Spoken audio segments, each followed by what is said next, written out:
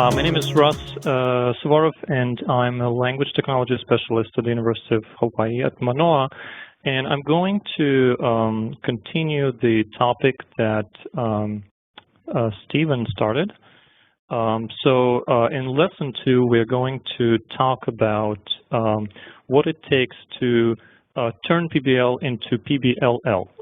So the topics that we're going specifically to discuss are the key knowledge, understanding, and success skills, the essential project design elements, and teaching practices in PBLL. And by PBLL, we mean project-based language learning.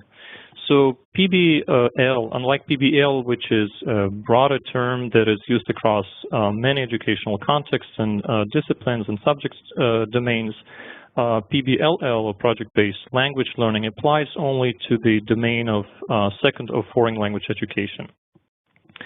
So what we will try to do in this lesson is to see what language teachers need to consider when they adapt PBL to the context of their language education.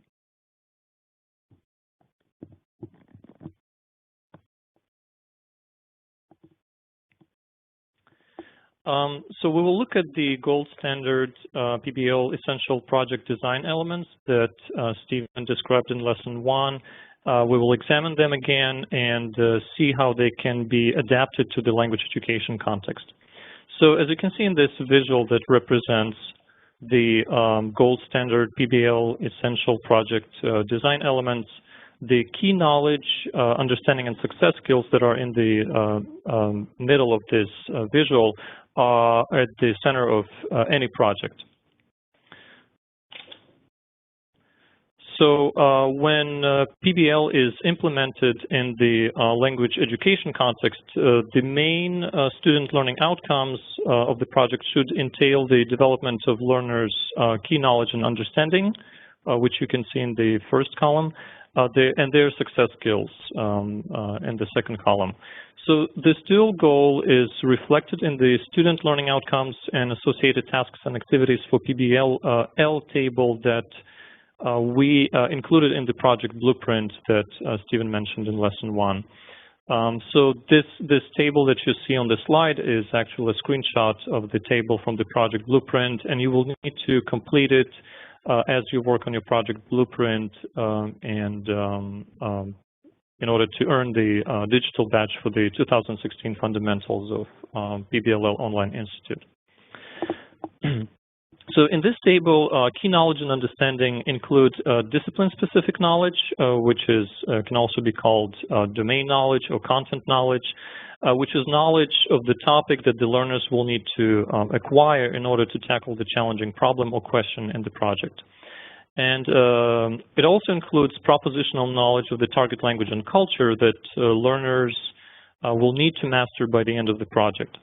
So propositional knowledge is also known as declarative or descriptive knowledge, and this is knowledge that it's knowledge of something. So, for example, knowledge about a specific custom or tradition in Mexican culture, or knowledge of the concept of a noun gender in the Spanish language. So the student learning outcomes that are related to key knowledge and understanding specify what learners will learn about by the end of the project. Success skills comprise the competencies that are described in the actual world readiness standards for learning languages and in the 21st century skills map. And they represent procedural knowledge of language and culture, such as the ones that are described in the actual proficiency guidelines. So procedural knowledge is knowledge of how to do something. So the student learning outcomes that are related to success skills specify what learners will be able to do by the end of the project. So in the first column, again, the key knowledge and understanding entails describing the knowledge that students will need to learn about, the knowledge about something, and the success skills describes what students will be able to do. That is knowledge of how to do something. And the purpose of the last column in this table is to list the key tasks and activities that learners will do during the project to demonstrate these key knowledge and understanding and success skills that are outlined in the first two columns. So now let's take a closer look at the gold standard PBL essential project design elements and see how they apply to the context of foreign language education. So we'll move now from project-based learning to project-based language learning. This table illustrates our initial attempt to summarize how these project design elements can be, that you see in the second column, can be adapted to the context of foreign language education.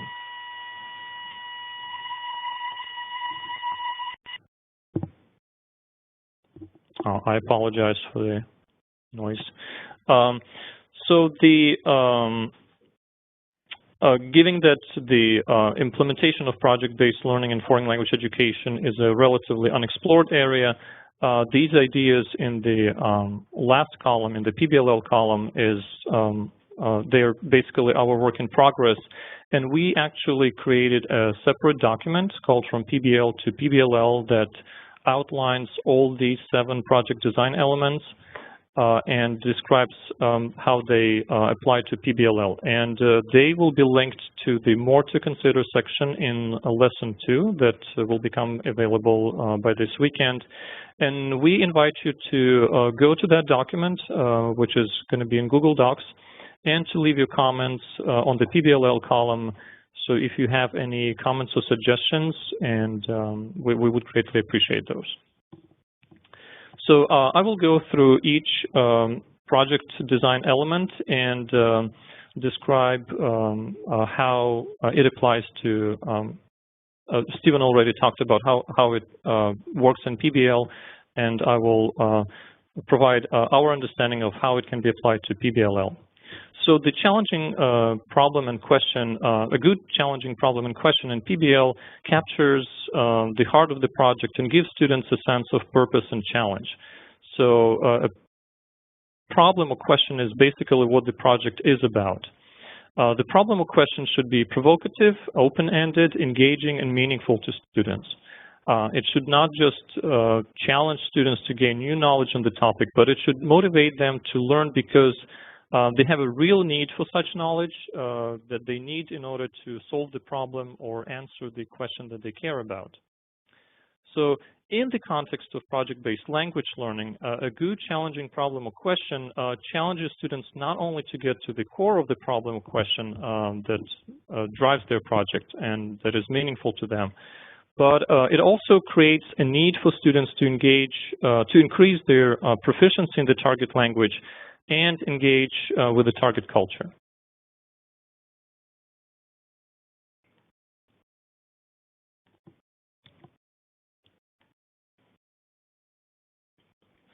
Okay, regarding the second project design element, sustained inquiry. So in PBL, students find project work to be more meaningful if they are asked to conduct in-depth inquiry over an extended period of time. Engaging in such sustained inquiry, as Stephen said, is an iterative process that allows students to explore a topic in depth on multiple occasions. Doing such exploration can entail, for example, asking new questions, searching and evaluating new sources of information, and applying that information to solve the problem or answer the challenging question that guides the project.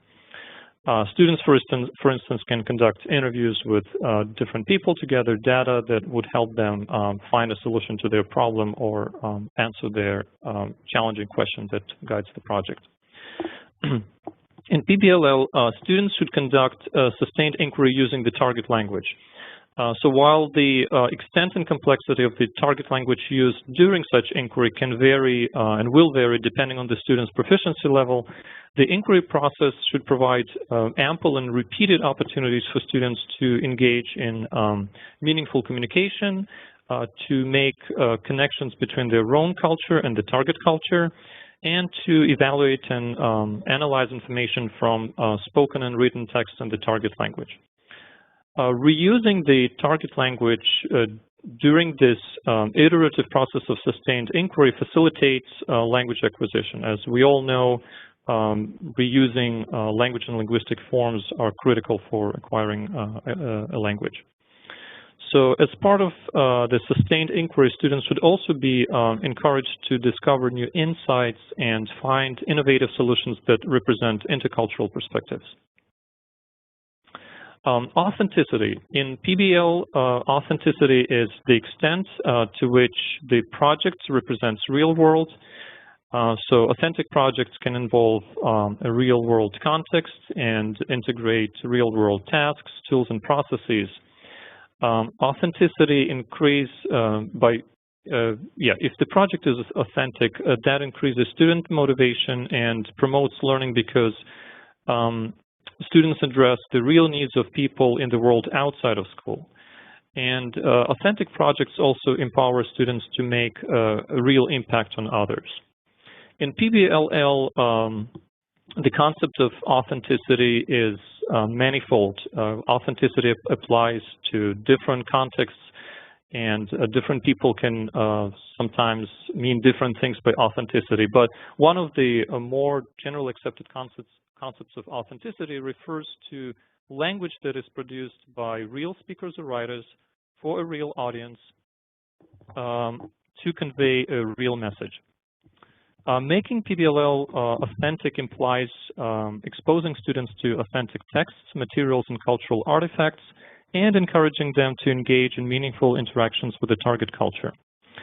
If a PBLL project generates the need to meaningfully interact in the target language with the target culture, then that creates the conditions for students to engage in authentic communication with people from the target community. PBLL should also promote authentic evaluation by integrating tasks that replicate the tasks from the target language use situations and contexts. The next element is student voice and choice. As Stephen mentioned, in PBL, teachers should design projects with the extent of student choice that fits their own style and students.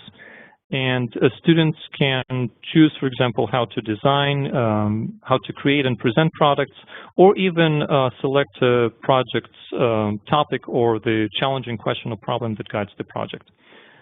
Giving students some control over the project creates a sense of ownership in students and makes them care about the project more. In PBLL, teachers should address the degree of learner autonomy appropriate for their instructional context, taking into consideration the learner's proficiency in the target language and expected learner performance at the end of the project. Based on this assessment, learners may be allowed to set, for example, their own language learning goals and choose topics and products that would create repeated opportunities for output and negotiation of meaning in the target language. In the meantime, the teacher should be ready to scaffold students' use of the target language whenever necessary, and that is critical for ensuring that the language that is used during the project is comprehensible to students.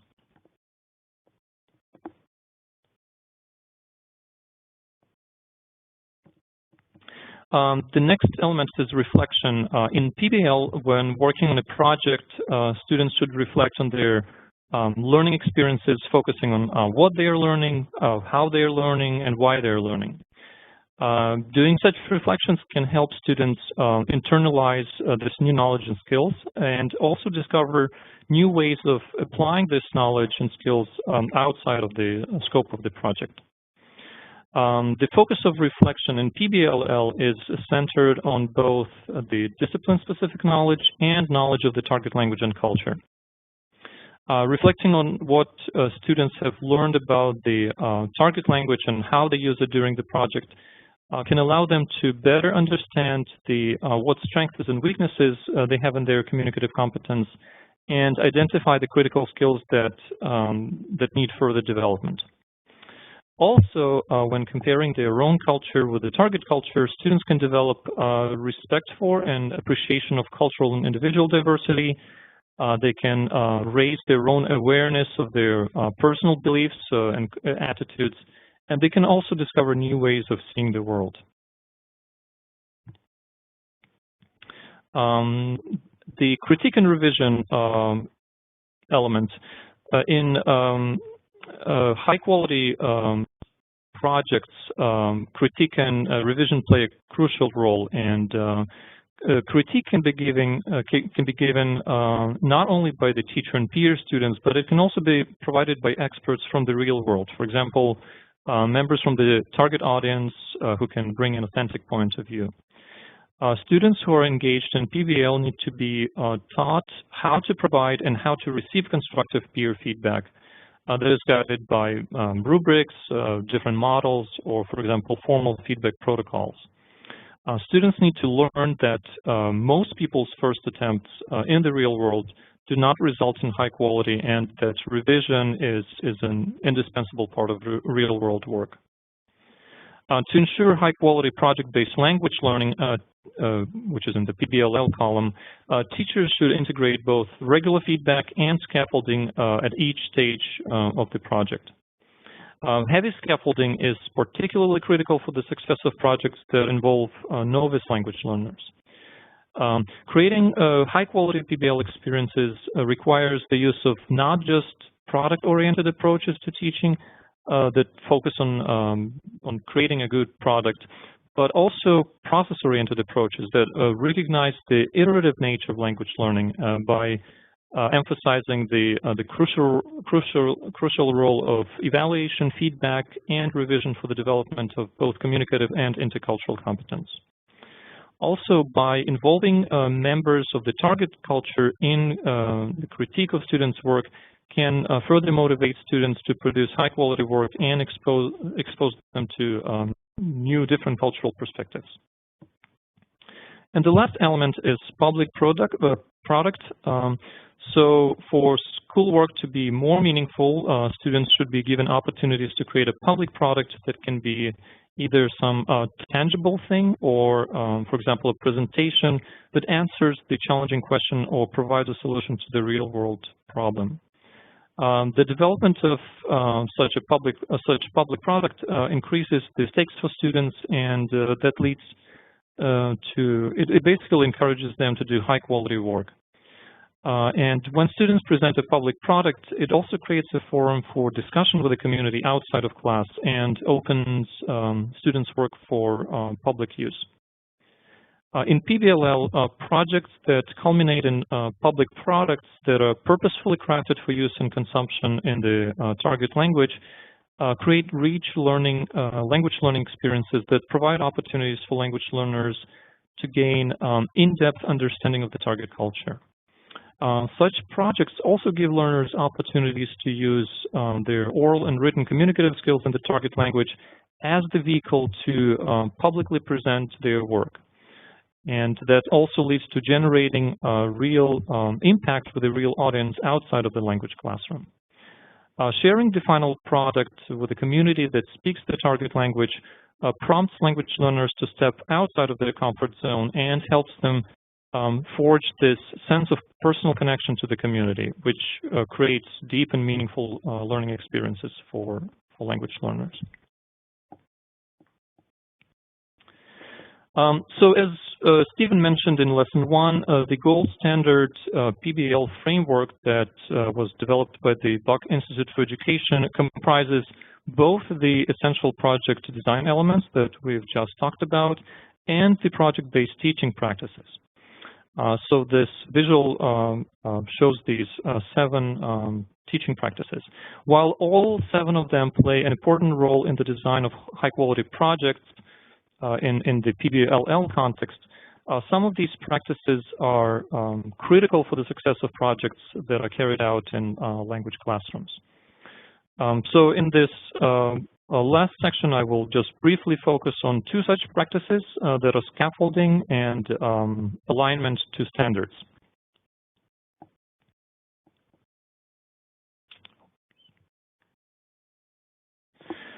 So the importance of scaffolding for language education, and especially in the classroom with beginning level language learners, cannot be really overestimated. Scaffolding entails providing guidance and support to language learners as they develop their key knowledge and understanding and success skills when they work on the project. There are different types of scaffolding, and the scaffolding will be discussed in greater detail in lessons 11 and 12. Dr. Cherise Montgomery will talk about scaffolding for language proficiency levels in technology and scaffolding content knowledge. But here I will just give a few examples of scaffolding that can be employed in PBLL contexts. So one of them is simplification of language. Language simplification can be done, for instance, by breaking the content into smaller chunks, using more common vocabulary to ensure that language input that the students receive is comprehensible. Another example of scaffolding is the focus on completion, not generation. So this can be achieved, for example, via the use of handouts that provide some information but require students to complete the missing parts. So for example, if your language students, language learners need to interview people from the community but they lack the communicative competence in the target language, the teacher can help the students generate an interview protocol that contains a list of potential guiding questions, but also the phrases and vocabulary that can be useful for them during the interview. And also the importance of visual support. It can be particularly helpful with novice level learners who have very limited communicative competence and can benefit greatly from visuals, the use of gestures, and other paralinguistic cues. So again, as I mentioned, scaffolding will be discussed in greater detail in lessons 11 and 12. And one more thing I would like to mention about scaffolding is that when we scaffold students' use of the target language, that should not be done by sacrificing authenticity of communicative tasks and acts that students need to complete during the project. And another teaching practice that I will briefly mention entails aligning the PBLL project to standards. As John Larmer from the Buck Institute for Education mentioned, this is an oftentimes overlooked aspect of project-based language learning and project-based language learning.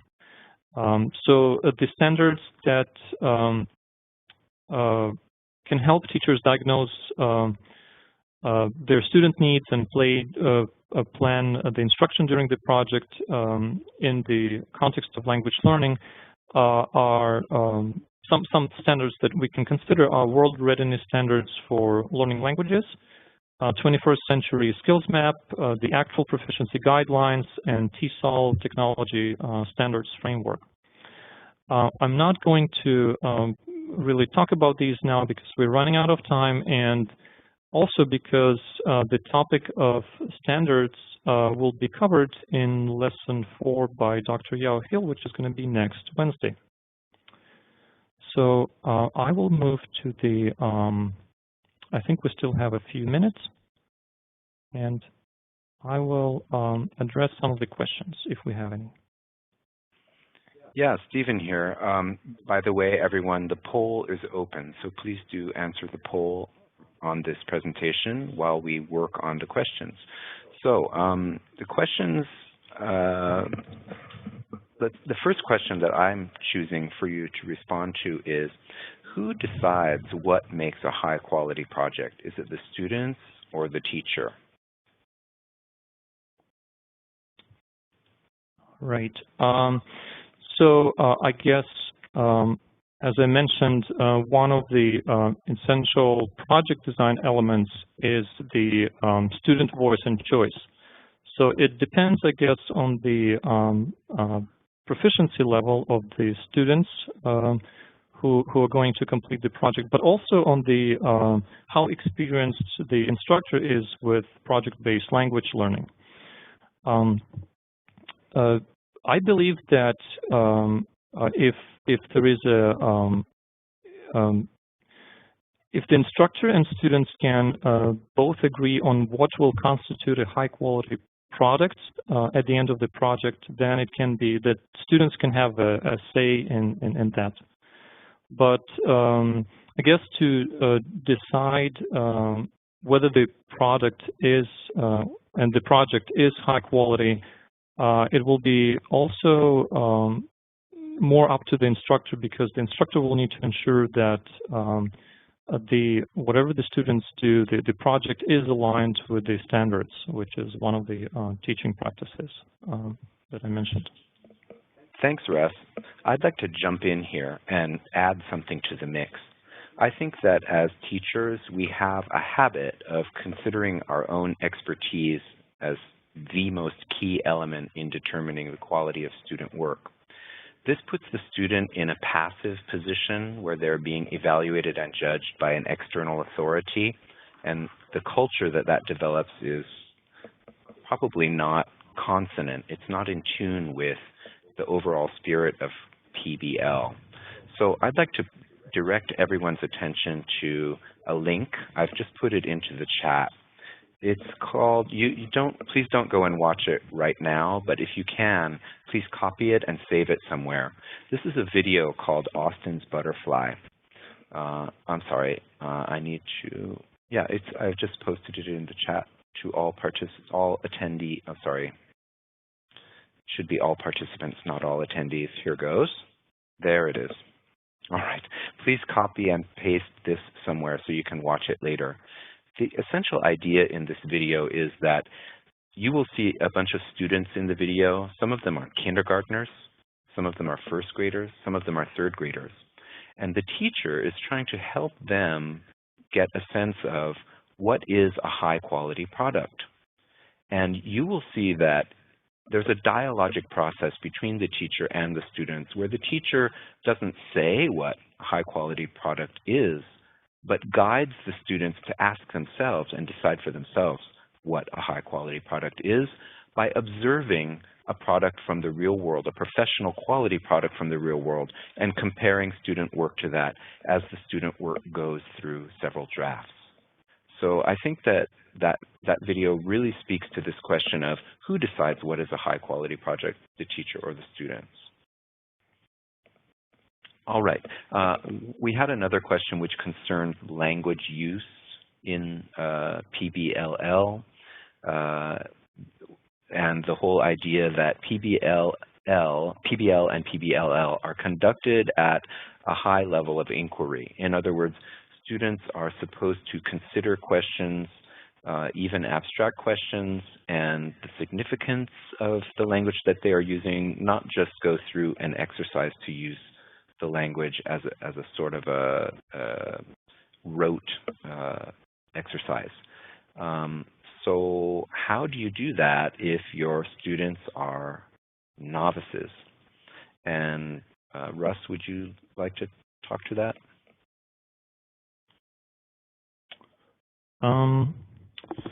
That's a good question. That's one of the, I guess, key questions that we always get about how do you do this and how do you do that with novice level language learners. Implementing project-based language learning into a novice, into a beginning level language classroom is always a challenge. Conducting sustained inquiry with novice language learners is definitely a challenge, but I think it is definitely doable. And one of the things that we need to keep in mind is that that sustained inquiry can be driven, or should be driven by the problem or question that students need to address. So if the challenging problem or question that drives the project is really meaningful to the students, and if they're really interested and they care about the topic and they want to find a solution or find the answer to that, then the fact that they lack the communicative competence to do that I don't think that would have a negative impact on the sustained inquiry. Sustained inquiry will still take place. But I think a critical component in this sustained inquiry is also the importance of scaffolding. I guess, as I mentioned, scaffolding, I think the importance cannot be overemphasized, especially with novice level language learners. So it's definitely a task that the teacher needs to keep in mind, that monitoring and scaffolding not only students' use of the target language, but also I guess all other aspects of the project is crucial.